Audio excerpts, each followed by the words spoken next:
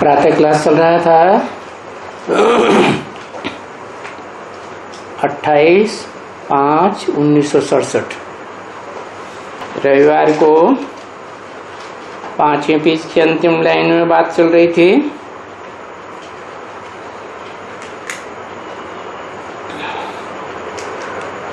कोई आते हैं पूछते हैं, बाबा बच्चों की शादी कराएं, तो बाबा समझ जाते हैं कि इनकी दिल है शादी कराने की। नहीं तो बाबा तो अक्सर बोलते ही रहते हैं शादी बर्बादी।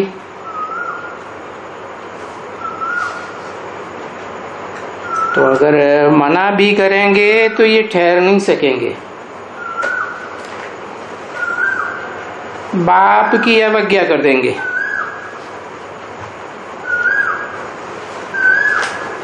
फिर भी उनको ठोंक देते हैं कि बच्चा कपूत है, बाप की आज्ञा नहीं मानता है, तो उसको एक पाई भी नहीं देनी है। निकालो घर से बाहर, जो चाहे सो करे। कुछ भी नहीं देना चाहिए, है ना, क्योंकि वो कपूत बच्चा हो गया।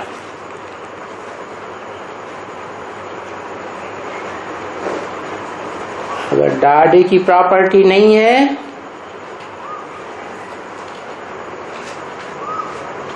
तब तो कोई बात ही नहीं,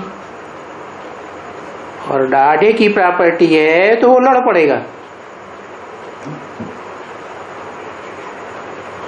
बाकी करे कोर्ट कचहरी, बाप तो नहीं दे सकते हैं।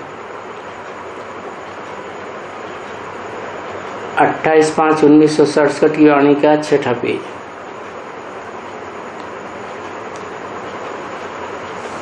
ये ऑफिसर हैं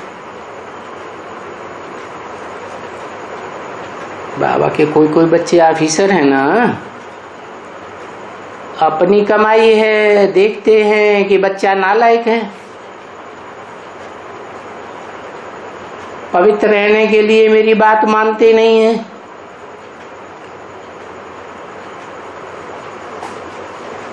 ईश्वर के मददगार नहीं बनते हैं, आसुरी दुनिया में असुरों के मददगार बनते हैं। तो फिर ऑफिसर बाप की जो अपनी कमाई है उसकी मदद कैसे करेंगे?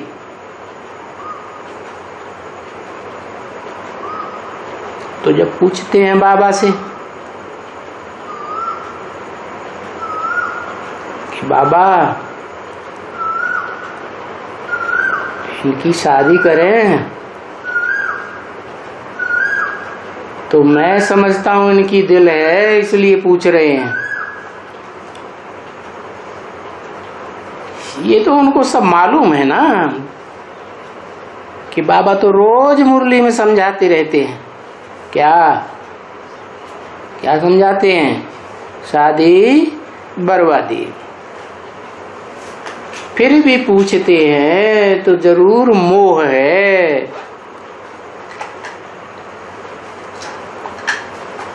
अब यहाँ तो ज्ञान का लक्ष्य ही है नष्टो मोहा स्मृति लब्धा।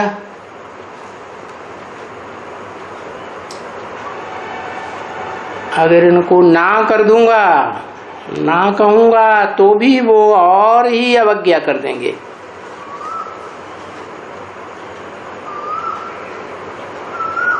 तो पाप चढ़ जाएगा अवज्ञा का भी, तो बहुत मुश्किल है। हाँ, अगर बच्ची है तो बच्चियों के लिए तो कहा ही जाता है, उनको तो दूसरे घर जाना ही जाना है। तो बच्ची अगर शादी करना चाहती है तो उनको तुमको भेज देना चाहिए।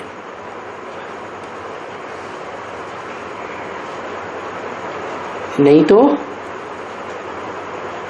वो कुछ उल्टा कर्म करेगी तो रिस्पांसिबल तुम हो जाएंगे।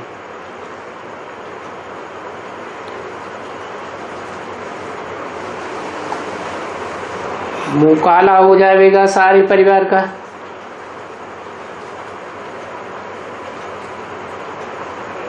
बच्चियां बड़ी हो जाती हैं तो संग दोष में आती हैं। संग दोष में आकर के पीछे गंदी हो जाती है।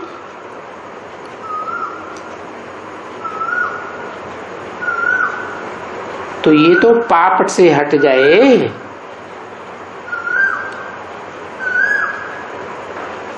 इसलिए बोलता है कि बच्चियों की भल शादी कराओ। बच्चों की शादी तुम मत कराओ, परंतु फिर मुकाबला करने की ऐसी हिम्मत चाहिए, क्योंकि बच्चे के जो भी संबंधी हैं वो भी उनकी फेवर में हो जाते हैं, तो फिर बहुत मुकाबला करना पड़ता है। तो ये कोई कोई मुश्किल से संभालते हैं कि भाई हम शादी नहीं करा सकते, तुम्हारे मामा चाचा काका सपोर्ट तुम्हें करते हो शादी कराने के लिए, तो भले वो शादी करें। हमारी तरफ से कोई सहयोग नहीं मिलेगा। देखो इनको समझाते हैं, हाँ हाँ ऐसे करते हैं जैसे कोई बंदर करते हैं, समझते तो कुछ भी नहीं है।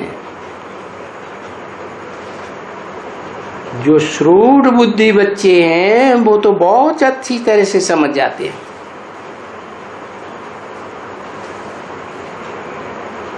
तो बाबा पीछे उनको कह देते हैं अच्छा आगे बढ़ो,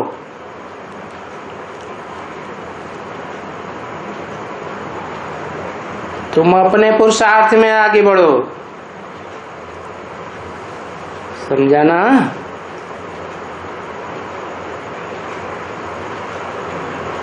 वो खुद हिम्मत करते हैं तो औरों को भी ऐसे समझाते रहेंगे।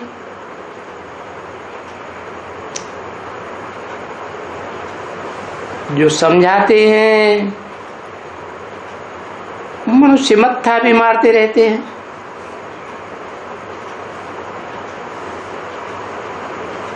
नहीं तो कोई तो आते हैं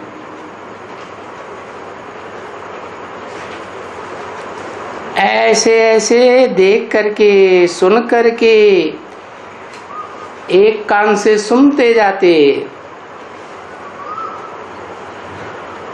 और दूसरे से निकालते जाते।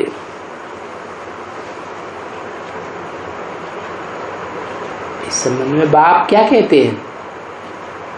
बाप का भी क्या कहना है? जो बच्चे सेंसिबल हैं वो संबंधियों के प्रभाव में नहीं आते, एक कान से सुनते जाते दूसरे कान से निकालते जाते। तो इस संबंध में बाप क्या कहते हैं? कहते हैं हियर नो इविल, क्या टॉक नो इविल।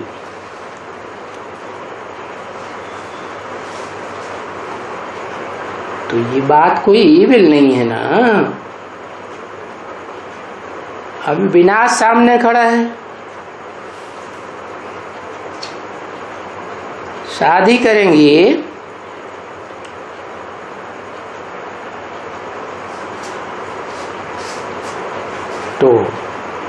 फायदा तो कुछ नहीं होने वाला।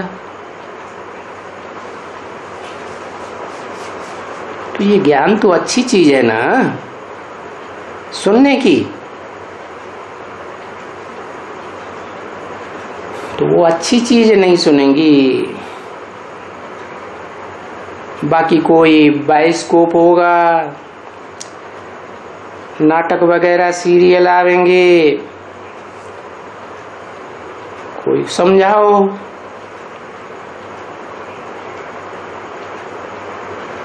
तो वो नाटक सीरियल बड़ी खुशी से देखेंगे और समझेंगे भी। तो देखो ये है तो ना कि समझाने में टाइम लगता है, बादशाही स्थापन करने में टाइम तो लगता है ना, बहुत टाइम लगता है, क्योंकि मनुष्यों को तो कांटे से फूल तो जरूर बनाना है। सब तो नहीं बनेंगे, क्योंकि मनुष्य को कांटा कहो तो वो समझते थोड़े ही हैं कि हम कांटे हैं, कुछ भी नहीं। अगर कहते भी हैं पतित पावन सीताराम, तो भी अपन को कोई पतित पावन नहीं समझते हैं। अच्छा, गवर्नमेंट सारी पुकारती है, गवर्नमेंट के लिए सारी प्रजा क्या कहती है? भ्रष्टाचारी गवर्नमेंट है। अब भ्रष्टाचारी गवर्नमेंट तो सारी गवर्नमेंट भ्रष्टाचारी हुई ना है। गवर्नमेंट में जितने भी होंगे वो सारे ही भ्रष्ट इंद्रियों से आचरण करने को सपोर्ट करेंगे ना।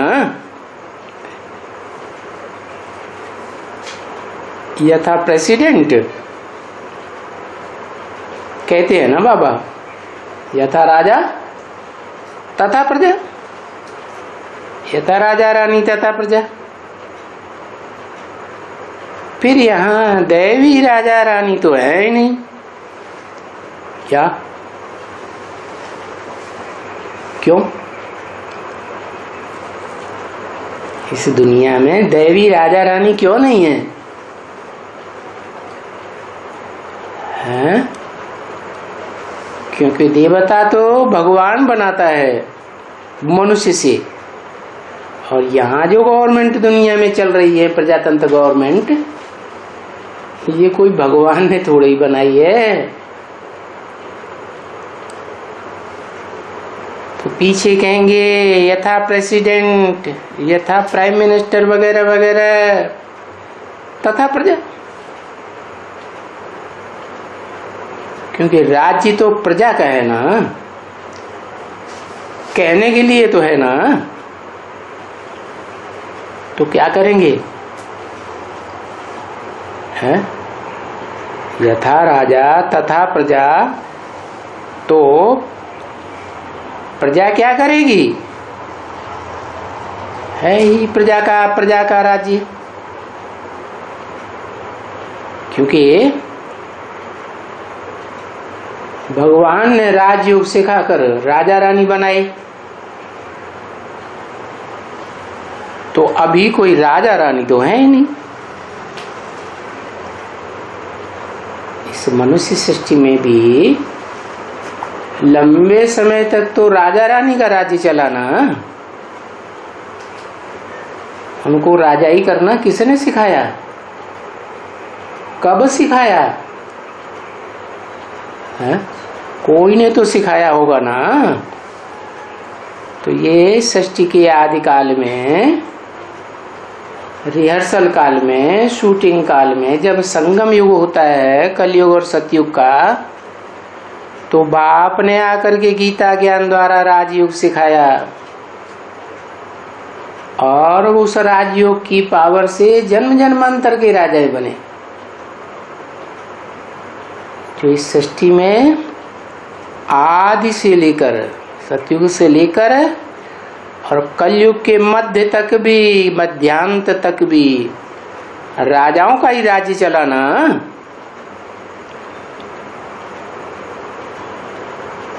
परंतु अभी तो बात ही बदल गई।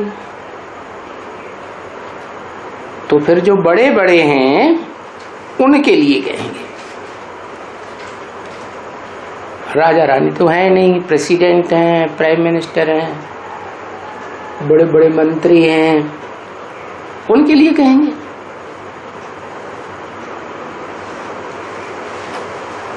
हम तो और ही बड़े कहेंगे कि यथा ऊंचे ऊंचे पंडित पढ़े हुए, बहुत ही वेदांती तथा दूसरे सभी बंदर, तो हम तो सबसे बड़े ते बड़े को पकड़ेंगे ना। जो राजा भी होते हैं वो भी तो बड़े ते बड़े को पकड़ते हैं ना। तो यहाँ इस दुनिया में भी बड़े ते बड़े है। इस भ्रष्टाचारी गवर्नमेंट में, प्रजातंत्र राज्य में बड़े ते बड़े कौन हैं? है? कौन है? प्रेसिडेंट हैं, प्राइम मिनिस्टर हैं, उनसे बड़े कोई नहीं है। है? अरे सबसे बड़े हैं गवर्नमेंट की ये बड़े बड़े साधु संत महात्मा, जिनका प्रभाव प्रजा के ऊपर बहुत है। प्रजा उनको त्यागी समझ करके बहुत मान देती है, और गवर्नमेंट को तो प्रजा के वोट लेने हैं। तो जिन्हें बड़े बड़े नेताओं को वोट लेने हैं प्रजा के, तो किसको पकड़ेंगे? किसको ज्यादा महत्व देंगे? हैं? किसको ज्यादा मान सम्मान देंगे? इन्हीं साधु संत महात्माओं को ज्यादा मान सम्मान देते हैं। तो ये हुए गवर्नमेंट के बड़े ते बड़े, क्योंकि ये साधु कोई गवर्नमेंट को नमन नहीं करते हैं। क्या?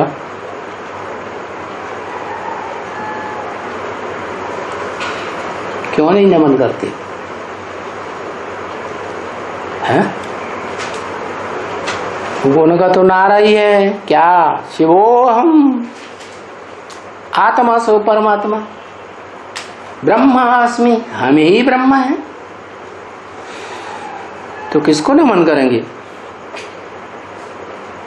बाकी हाँ, गवर्नमेंट के बड़े बड़े ऑफिसर देखो,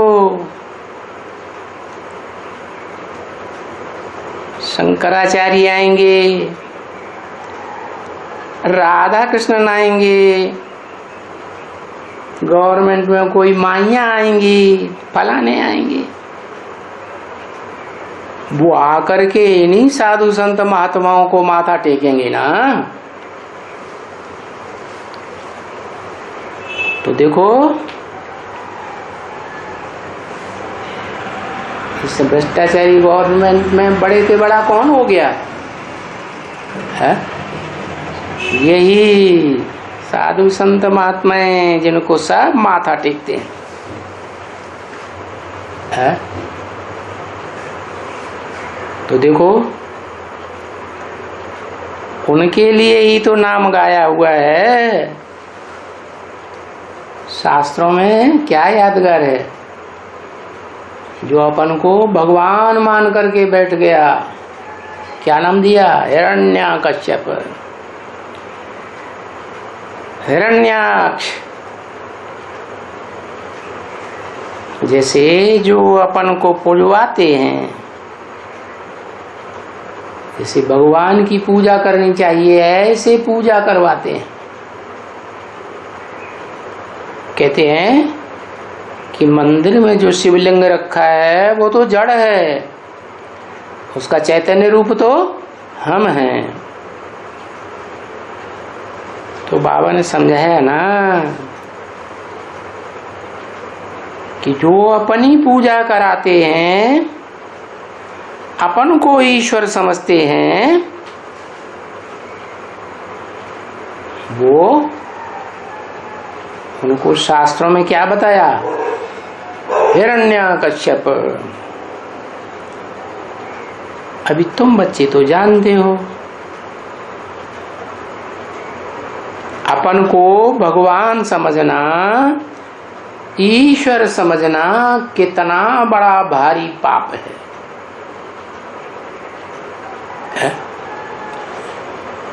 क्यों? अरे ईश्वर का काम है पुरानी नरक की दुनिया को बदल करके नई स्वर्ग की दुनिया बनाना। और ये जो अपन को भगवान ईश्वर समझ बैठे हैं, ये कौन सी नई दुनिया बनाते हैं? कौन सी दुनिया को सपोर्ट करते हैं? ये भ्रष्टाचारी गवर्नमेंट को सपोर्ट करते हैं। तो ना अपन को फिर समझते हैं।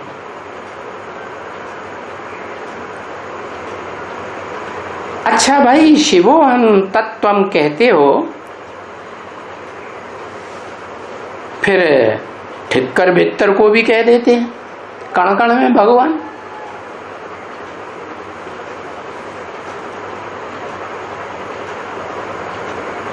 ठिक्कर कहते ही हैं, एक ठोकर लगे मिट्टी के ढेले की तरह टूट जाए।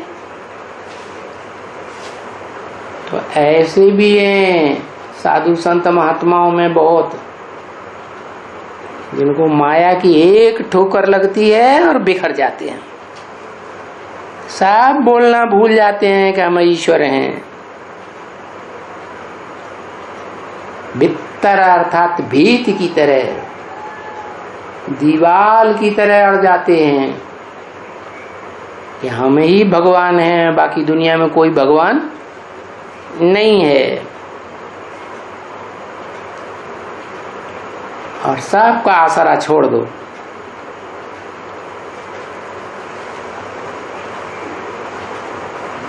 ऐसे भीति की तरह अड़ जाने वाले कितना नुकसान करते हैं। कब? जब भगवान इस दुनिया में प्रैक्टिकल में आते हैं तो भीति की तरह संसारियों के सामने अड़ जाते हैं अपनी बात पर, और भगवान को न खुद पहचानते हैं न दूसरों को पहचानने देते हैं। बस नारा लगाते हैं शिवोहम तत्वम। भाई ठिक्कर ठिक्कर में है, भित्तर भित्तर में है। फिर जब ज्ञान मिल जाता है तब ही समझते हैं कि हाँ, हम बंदर से भी बदतर थे। क्या? बंदर क्या करता है? हाथी भी निकलेगा ना तो उसको भी खुड़क मारेगा ना, है? तो ऐसे ही भगवान जी भी जब आते हैं तो भगवान पाल्टदारी को भी गुड़क मारते हैं। फिर जब ज्ञान में आवेंगे तो समझेंगे हाँ, हम बंदर से भी बदतर थे। अभी बंदर से बदतर बने हैं ना, है? अच्छा, हमारी पोजीशन कैसे बने फिर?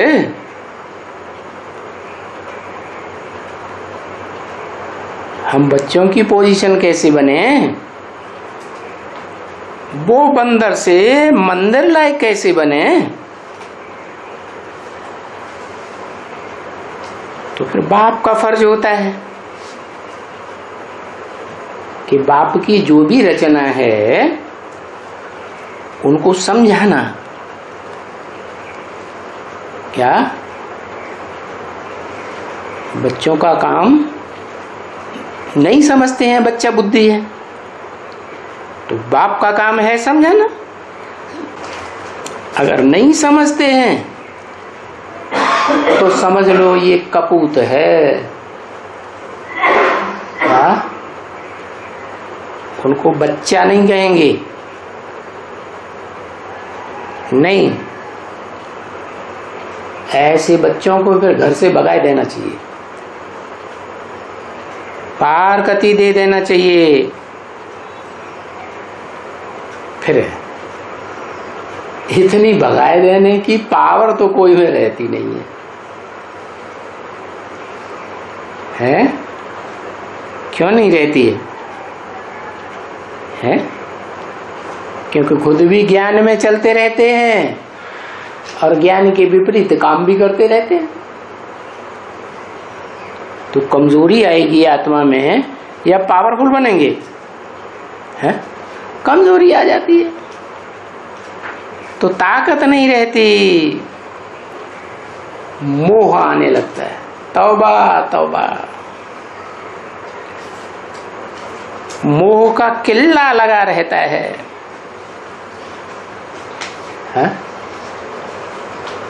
इसलिए केले का पौधा होता है ना, तो उसमें जड़ में से छोटा सा किल्ला निकलता है ना, वो ही किल्ला बड़ा हो जाता है। ऐसा पार एकदम जो मोह कभी निकल ही नहीं सकता, मोह का किल्ला निकला तो बड़ा बड़ा तो बनेगा। यहां तो क्या सिखाया जाता है? यहाँ परीक्षा क्या है? लास्ट यहाँ तो परीक्षा है ही नष्टो मोह स्मृति लब्धा। किससे नष्टो मोह है? अपनी देह से नष्टो मोह, देह की इंद्रियों से जो सुख मिलता है उससे भी नष्टो मोह, देह के पदार्थों से नष्टो मोह, देह के संबंधियों से नष्टो मोह, बुद्धि से नष्टो मोह। बस बाबा मेरा तो एक शिव बाबा, दूसरा न कोई। क्या? जहां जहां बुद्धि योग भटकता है वो सब दूसरे, जो इन आंखों से देखते हैं इस संसार में, वो सब क्या हैं? पराये हैं या अपने हैं? है? सब पराये हैं, सब धोखेबाज हैं। तो ऐसे धोखेबाज भक्ति मार्ग में भी बहुत आते हैं तो ज्ञान मार्ग में भी आते हैं। 28-5-67 की वाणी का 7वां पेज। और तुम्हारा तो फिर ये प्रैक्टिकल ज्ञान है। वहां भक्ति मार्ग में तो सिर्फ सुनाते रहते हैं। नर अर्जुन ने ऐसा गीता ज्ञान लिया, राजयोग सीखा, जो नर से नारायण बना। सुनाते हैं ना सत्यनारायण की कथा। कोई सत्यनारायण बनते हैं क्या? बनते तो कोई भी नहीं है।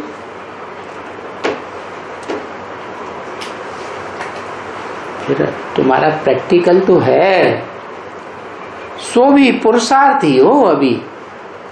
क्या? पुरुषार्थ संपन्न नहीं हुआ है तो कहेंगे पुरुषार्थी, क्योंकि यहां तो है ही बिंदी बनने का ज्ञान। क्या? बुद्धि में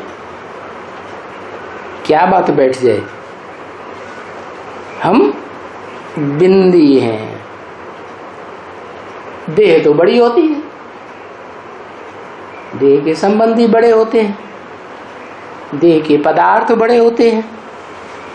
लेकिन अब तुम्हारी बुद्धि में तो बैठा कि हम तो सूक्ष्म ते सूक्ष्म बिंदी हैं, जो बिंदी निराकार कही जाती है, क्योंकि बिंदी की लंबाई चौड़ाई तो कभी होती नहीं, कितनी भी छोटी सी छोटी बनेगी।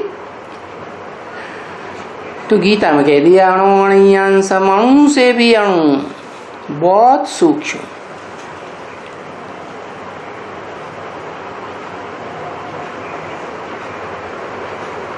तो उसे इन आंखों से तो देखा नहीं जाता। किसे ना आत्मा को देख सकते और ना परमात्मा को देख सकते, न परम पिता शिव को देख सकते,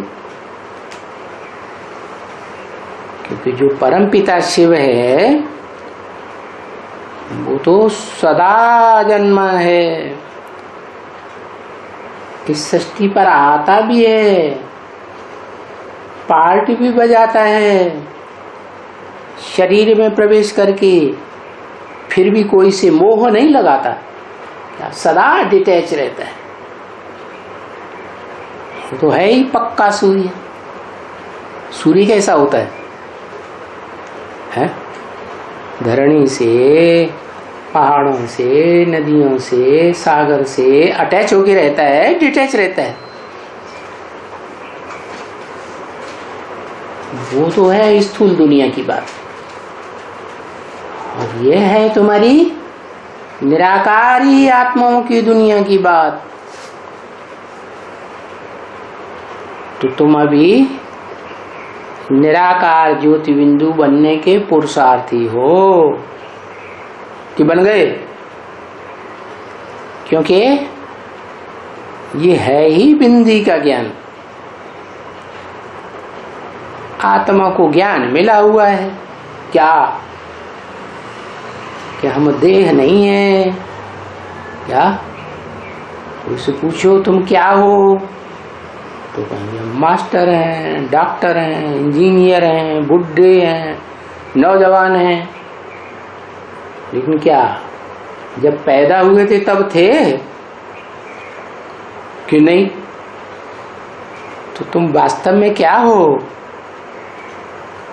तो बताना पड़ता है कि वास्तव में तुम आत्मा हो। जो आत्मा इस शरीर रूपी राज्य में उत्तमांग में जो भ्रकुटी है, बड़ी पूरी कुटी में आत्मा बैठती है। ये राजा है, यहाँ ये आत्मा बिंदी बैठ करके सारे राज्य का संचालन करती है। क्या सारे शरीर रूपी राज्य में किसकी शक्ति है? आत्मा की शक्ति है। और ये शक्ति आंखों से प्रत्यक्ष देखने में आती है। क्या जब तक आदमी जिंदा है तो आंखों से रोशनी है, और आत्मा निकल जाती है तो आंखों की रोशनी खत्म, बटन जैसी हो जाती। तुमको तो आत्मा का ज्ञान मिला हुआ है ना है? कोई कहे कि नहीं आत्मा तो हृदय में रहती है। अरे इंदिरा गांधी को 27 गोलियां छाती में लगी, फिर भी हॉस्पिटल से हॉस्पिटल ले जाते रहे।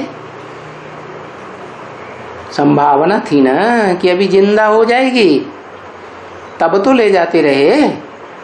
अगर गोली मारने वाला जानता होता तो एक ही गोली भ्रकुटी के मध्य में लगाता और वो खलास हो जाती। गवर्नमेंट भी किसी आदमी को वारंट निकालती है, ढूंढती है, तो पहले कहाँ ढूंढती है जाके? पहले घर में ढूंढती है ना जाके। तो ये शरीर में, इस शरीर रूपी राज्य में जो उत्तम अंग कहा जाता है, उसमें भी जो भ्रकुटी है, इस भ्रकुटी में वो ज्योतिबिंदु आत्मा रहती है। ऐसे नहीं सारे शरीर में व्यापक है, जैसे लोग कह देते हैं परमात्मा सर्वव्यापी है। नहीं, तो ये आत्मा को ज्ञान मिला हुआ है। तो बरोबर अभी हम तो बुद्धि में है, बाबा आया हुआ है हमको लेने के लिए। क्या बाबा आया हुआ है? कहां से आया हुआ है?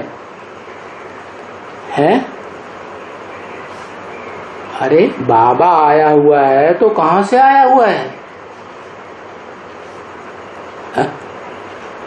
कहां से आया?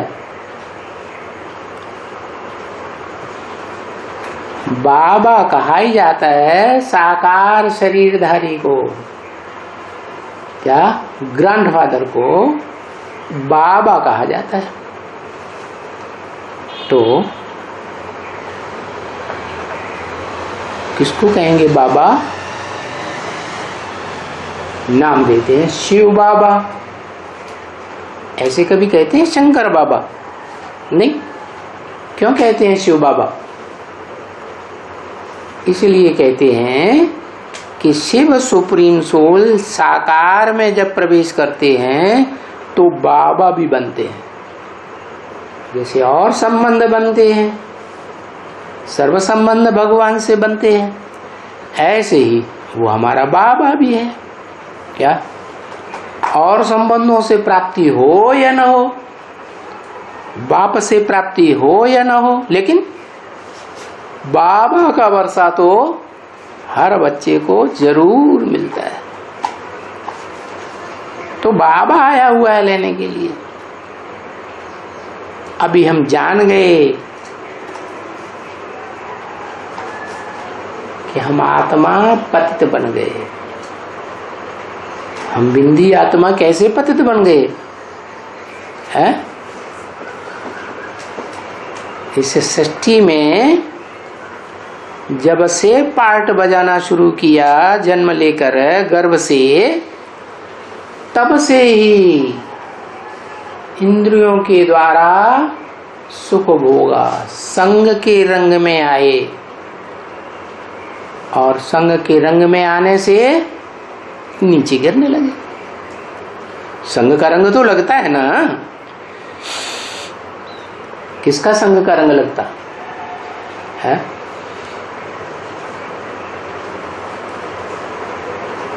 जो भी सगे संबंधी हैं,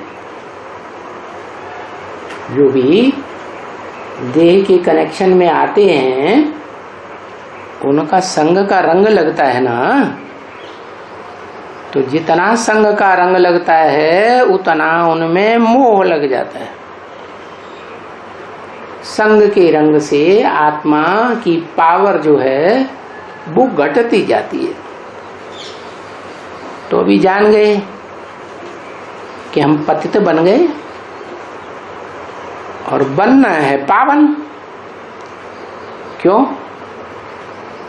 कि जब तक पावन नहीं बनेंगे तब तक पावन दुनिया स्वर्ग में नहीं जा सकती। क्या?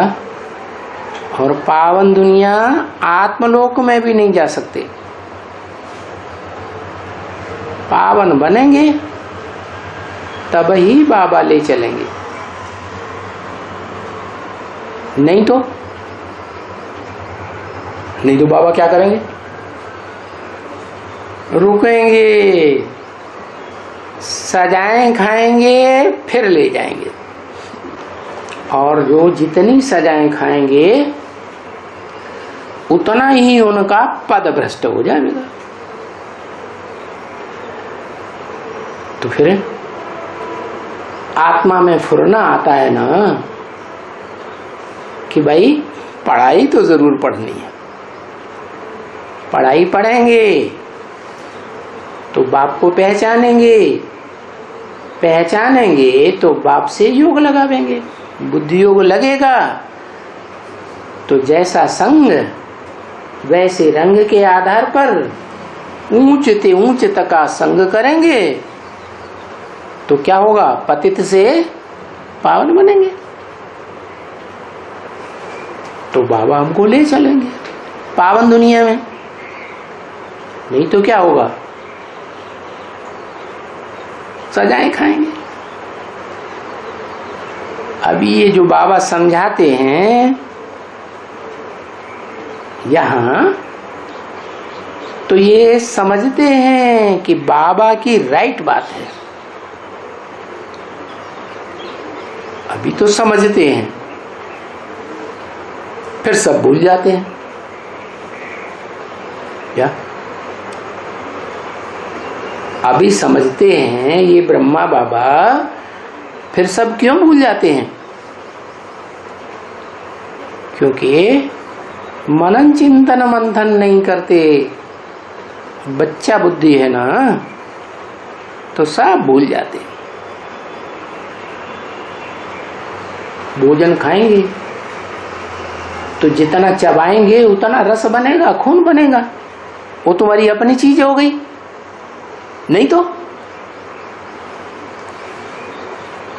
सब भूल जाते। ऐसे बहुत बच्चे हैं जो भूल जाते हैं, जरा भी पुरुषार्थ नहीं करते। क्या बहुत बच्चे हैं, माना कैसे हैं? जैसा बाप वैसा बच्चे, जिन्होंने आत्माओं के बाप को नहीं पहचाना कि वो सुप्रीम सोल बाप किस मुकर्रर रथ में पार्ट बजाए रहा है, तो ब्रह्मा को ही भगवान मान के बैठ जाते। वो ही गीता का साकार भगवान है, और ब्रह्मा भूल जाते हैं, है? ब्रह्मा भूल जाते हैं सारे पॉइंट, तो उनको फॉलो करने वाले भी भूल जाते हैं। तो ऐसे बहुत बच्चे हैं, उनकी संख्या बहुत ज्यादा है, जो जरा भी पुरुषार्थ नहीं करते हैं। अरे बच्ची, पढ़ाई में पुरुषार्थ तो करना ही है ना। क्या करना है? पुरुष अर्थ। पूरु माने शरीर रूपी पूरी, और शरीर रूपी पूरी के लिए जो शरीर रूपी पूरी में शयन करने वाली आत्मा है, उसके लिए, शरीर के लिए नहीं, तो उसे कहेंगे पुरुषार्थ। रथार्थ नहीं, रथ के लिए करते हैं, शरीर रूपी रथ के लिए, तो वो स्वार्थ हो जाता है। स्वार्थ की पढ़ाई बाप नहीं पढ़ाते हैं, क्योंकि बाप को तो, शिव बाप को अपना रथ है ही नहीं। तो बच्ची पढ़ाई में अच्छी तरह से समझना भी है और दूसरों को समझाना भी है। समझ भी गई कि एक ही है भगवान वाच। क्या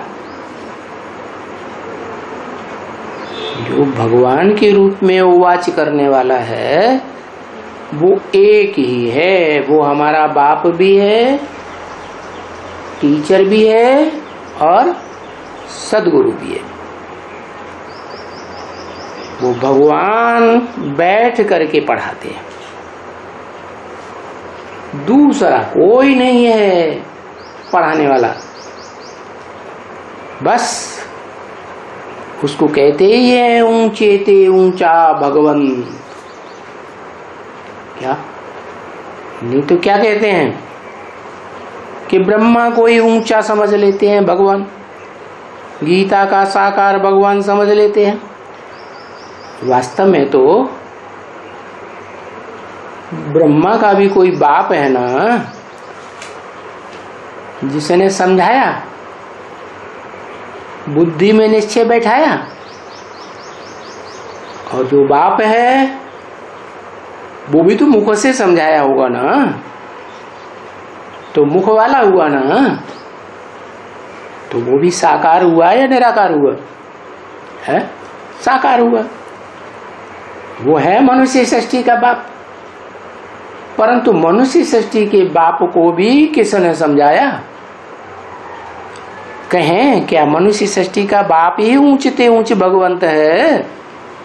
नहीं, मनुष्य सृष्टि का बाप भी बच्चों के मोह की रग में आते आते कलयुग के अंत में 500-700 करोड़ बच्चों का जिम्मा है उसके ऊपर। तो उनके संग के रंग में आते आते एकदम नीचे गिर जाता है। तो उसको भी समझाने वाला कौन है? वो सुप्रीम सोल बाप जो मनुष्य सृष्टि के बाप की सारी हिस्ट्री जन्म जन्मांतर की जानता है। वो पढ़ाते हैं। किसके द्वारा पढ़ाते हैं? ब्रह्मा के द्वारा। और ब्रह्मा कोई एक नहीं है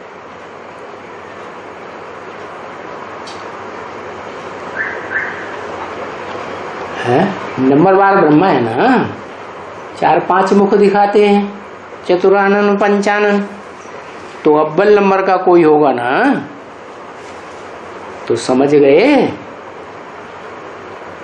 फिर दूसरा तो कोई पढ़ाने वाला नहीं है ना, एक ही हुआ ना सबको पढ़ाने वाला।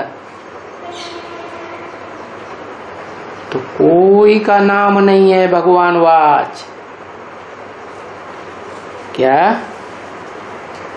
गीता में लिखा है ना, श्रीमद् भगवत गीता भगवान का गाया हुआ ज्ञान का गीत, जो श्रेष्ठ ते श्रेष्ठ मत देने वाला है। तो कोई नहीं समझते हैं कि वो भगवान कौन है, साकार है या निराकार है? कौन है? साकार। अगर कहें तो मनुष्य सृष्टि में बड़े से बड़ा साकारी पार्ट बजाने वाला तो मनुष्य सृष्टि का बाप हुआ। वो तो सबसे नीचे गिर जाता है। तो फिर उसको भी नीचे से ऊपर उठाने वाला वो सुप्रीम सोल बाप है, जो कभी जन्म मरण के चक्र में नहीं आता, गर्भ से जन्म लेता ही नहीं। तो उस आत्मा के लिए कहेंगे भगवान वाच। वाच माने बोलना। तो शरीर बोलता है या आत्मा बोलती है? अरे स्पीकर बोलता है या स्पीकर के अंदर बोलने वाला कोई और है?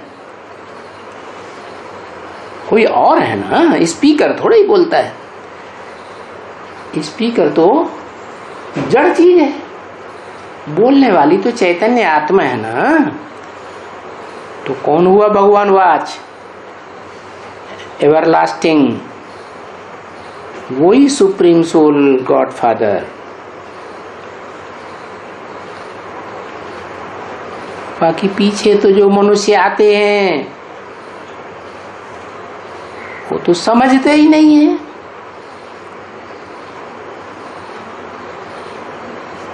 कि मनुष्यवाच नहीं है कि समझ लो क्या कि इस मनुष्य सृष्टि का बाप माने बीज जो मनुष्य है, पुराने ते पुराना आदम एडम जिसे कहा जाता है, सभी धर्मों में मान्यता है। तो वो मनुष्य कोई भगवान है? अरे मनुष्य तो भगवान हो ही नहीं सकता। क्यों? मनुष्य को मन होता है। क्या परिभाषा है? मननात् मनुष्य, मनन चिंतन करता है, संकल्प विकल्प चलाता है तो मनुष्य। क्या? इसीलिए तो गीता में कहा है नहीं, असन्यस्त संकल्पो योगी भवति कश्चन।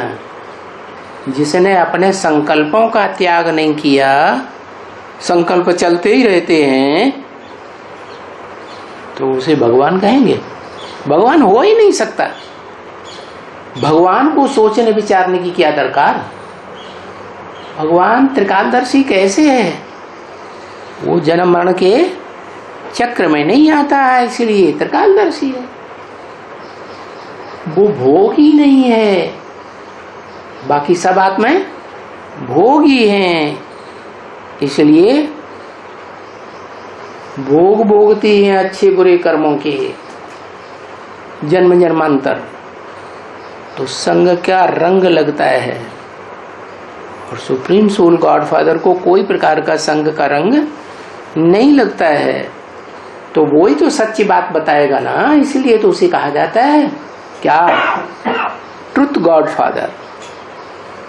क्या, God is truth, truth is God. तो जो मनुष्य है इस सृष्टि पर, मनुष्य आत्माएं कलयुग के अंत में उतरती हैं पार्ट बजाने के लिए, वो तो बिल्कुल ही नहीं जानती क्या कि कौन है भगवान जो गीता ज्ञान सुनाने वाला है तो चैतन्य आत्मा ना, कोई मनुष्य आत्मा तो नहीं भगवान हो सकती ना। तो ये बात बुद्धि में बैठे तो वो भक्ति मार्ग खत्म। क्या, जिसमें लिखा है गीता का भगवान कृष्ण, अरे कृष्ण तो 16 कला संपूर्ण बनने वाला वो सुधरा हुआ मनुष्य है जिसे देवता कहा जाता है, 16 कला संपूर्ण। और भगवान तो कलातीत कहा जाता है, वो तो ज्ञान सूर्य है। सूर्य को कलाओं में बांधा जाता है या चंद्रमा को बांध सकते हैं, चंद्रमा को कलाओं में बांधा जाता है, सूर्य तो कलाओं में आता ही नहीं। तो देखो भक्ति मार्ग में तो सबकी बुद्धि में बैठा हुआ गीता का भगवान कृष्ण है। अरे कृष्ण तो सुधरा हुआ मनुष्य है, उस सुधरे हुए मनुष्य को किसने सुधारा, उस भगवान ने गीता ज्ञान सुनाकर सुधारा, नर से नारायण जैसा बनाया। नारायण का अवतार कृष्ण का दिखाते हैं ना, तो नार आयन नाम है। नार माने ज्ञान जल, आयन माने घर, जो ज्ञान के घर में ही रहता है। क्या, ज्ञान जल के घर से बाहर आता ही नहीं, हर समय बुद्धि में मनन चिंतन मंथन चलता रहता है, उसको कहते हैं नारायण। और वो नारायण बनाने वाला कोई है या नहीं है, नारायण बनाने वाला तो भगवान है। तो सारा भक्ति मार्ग खत्म हो जाता है। जो समझते हैं कि गीता का भगवान नारायण वाली आत्मा कृष्ण के रूप में जन्म लेती है, वो भी द्वापर के अंत में। अरे द्वापर के अंत में भगवान आएगा तो क्या पापी कलयुग की स्थापना करके जाएगा, उसे भगवान कहेंगे?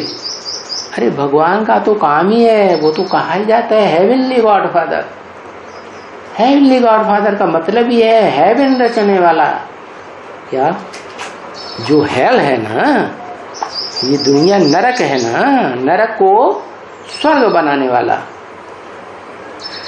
तो तुम बच्चों के लिए भक्ति मार्ग मुर्दाबाद। क्या,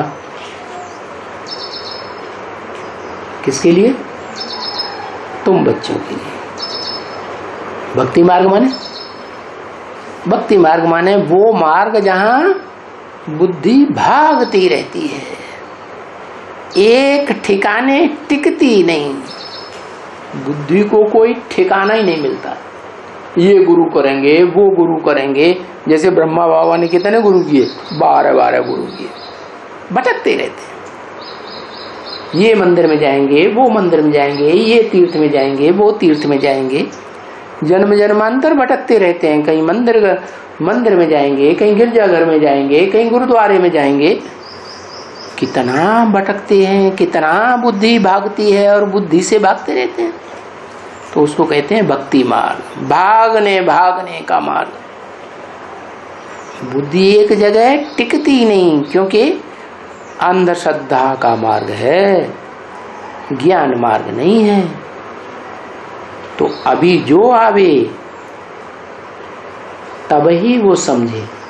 क्या कोई कहे हम घर बैठे समझते रहेंगे, तो ये ज्ञान घर बैठे समझने का नहीं है, रूबरू बैठ करके समझेंगे तो समझ में आएगा। कोई कहे लिटरेचर से समझ जाएंगे, अरे साहित्य तो, किताबें तो सीमित है ना। किताब पढ़ते पढ़ते तुम्हारे अंदर जो प्रश्न आएंगे उन प्रश्नों का जवाब किताब से मिलेगा, लिटरेचर से मिलेगा, टीवी से मिलेगा, है? वीडियो देखेंगे उससे मिलेगा जवाब? नहीं मिलेगा। तो अभी जो यहाँ आवे सन्मुख सुनने के लिए है, वो ही अच्छी तरह से समझे। क्या ऐसा है कि नहीं?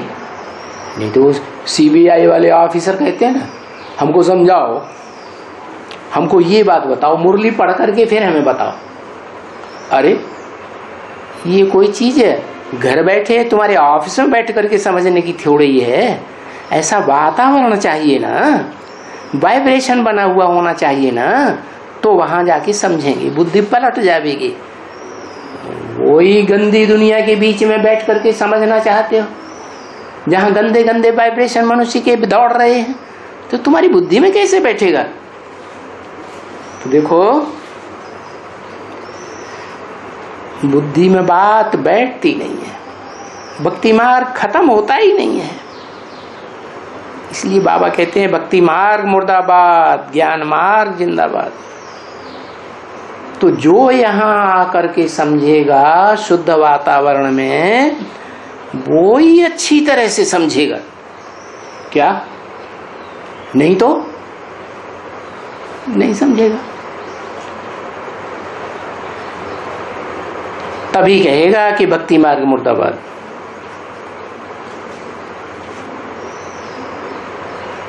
मुर्दाबाद तो माना मुर्दाबाद। क्या क्या मतलब? मुर्दों की दुनिया आबाद, उसको कहेंगे मुर्दाबाद। ये दुनिया क्या बन गई? सारी दुनिया मुर्दा बन गई। मुसलमान लोग कहते हैं ना, है कि जमीन दोष हो जाते हैं, कब्र में दफन हो जाते हैं मुर्दे। तो जब कयामत होती है तो भगवान आकर के, अल्लाह मियाँ आकर के मुर्दों को जगाते हैं। तो अभी कलयुग का अंत है, सारे ही मुर्दे बने पड़े हैं, कोई की बुद्धि में ज्ञान नहीं है। तो फिर उन मुर्दे का वरी नाम थोड़े ही याद करना पड़ता है? नहीं। तो तुमको अभी ये सभी कर्मकांड वगैरह जो दुनिया में चलते हैं शास्त्रों के आधार पर, चाहे क्रिश्चियन हो, चाहे मुसलमान हो, चाहे हिंदू हो, चाहे बौद्धी हो, जो भी कर्मकांड हैं वो देखते रहो और वहां जाते भी रहो। परंतु आत्मा तो कहती है मैं तो अभी बाप का ही बन गया, मैं इन कर्मकांडों के चक्कर में आने वाली नहीं हूं। अब मैं क्या भक्ति करूंगा? मुझे तो ठिकाना, एक पक्का ठिकाना मिल गया, इससे ऊंचे से ऊंचा और कोई ठिकाना दुनिया में हो ही नहीं सकता है। तो उन कर्म कांडों में तुम्हारा बुद्धि रूपी हाथ चलेगा, रमेगा? रमेगा ही नहीं, है ना।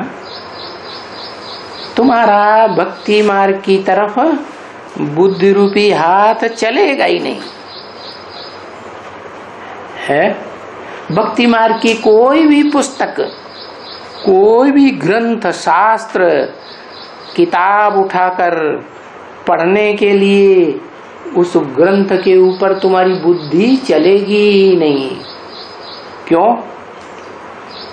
है? जैसे गीता में कहा है ना, यावान अर्थोदपानेषु, क्या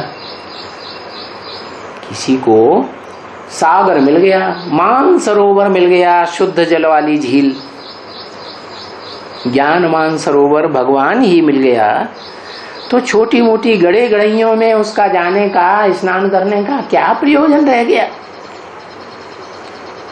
तो जब तुम्हारी बुद्धि में बैठ गया, सुप्रीम सोल बाबा हमको पढ़ाते हैं।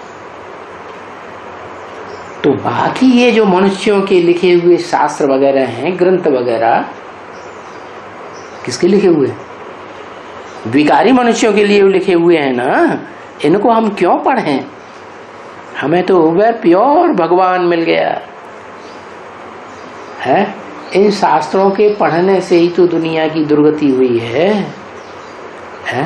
दुनिया में दुख बढ़ता जा रहा है, भय बढ़ता जा रहा है या कम होता जा रहा है? भय बढ़ता जा रहा है। सारी दुनिया भयभीत हुई पड़ी है इन एटम बमों से। अब विनाश हुआ कि हुआ। तो ये शास्त्र पढ़ पढ़ के ही तो दुर्गति हुई है ना। शास्त्रों में ही तो लिखा हुआ है ना कि भगवान आया, महाभारत युद्ध कराया, उस युद्ध में अग्नेय अस्त्र थे। तो वो बात पढ़ करके बुद्धिमान मनुष्यों की बुद्धि चलने लगी कि ऐसे अग्नि अस्त्र हम क्यों नहीं बना सकते, हम क्यों तीर तलवार की लड़ाई लड़े। तो फिर उन्होंने ये एटम बम बना दिए, क्योंकि शास्त्रों में भी लिखा हुआ है ना क्या कि यादवों के पेट में से मूसल निकले। तो ये मिसाइल से निकले हैं। ये मिसाइल रूपी मूसल यादवों के पेट में से निकलते हैं। यादवों को शास्त्रों में लिखा है वृष्णवंशी, या ज्ञान बरसात करने वालों का वंश। क्या ज्ञान की बरसात बहुत करते हैं, बाकी समझते कुछ भी नहीं। उनका जो मुख्य स्थान है उसका नाम दे दिया है, बहुत ज्ञान का लेन देन करता है। क्या ज्ञान का लेन देन बहुत, बाकी प्रैक्टिकल जीवन कुछ नहीं। वो ही व्यभिचारी के व्यभिचारी। तो उस शहर का नाम क्या है? क्या नाम है? नाम है लेन देन। बहुत ही लेन देन करते हैं,